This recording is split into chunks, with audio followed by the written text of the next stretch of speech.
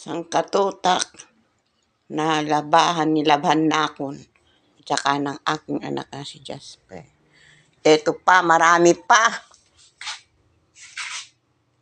Yan, ito pa yung mga lukuton pa, lukuton. Ito, the last of the basket of all of the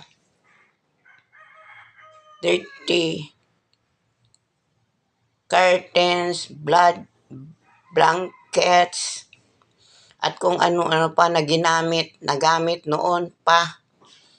Nang nandito pa si nanay hanggang sa living, hanggang sa makaalis na ang aking mga magagandang sisters. Yan. At saka, ngayon, sige pa trabaho namin pag-reorganize this house para,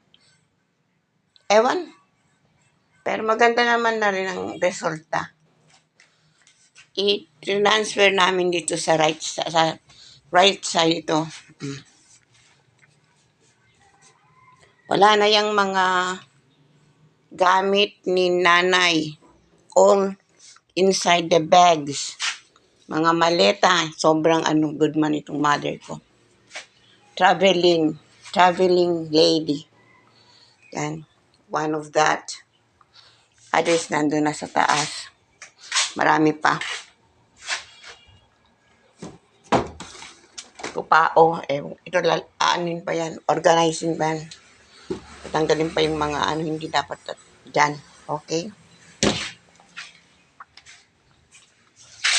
Ewan ko hanggang saan kami makakatapos ito. Kailan kami makakatapos.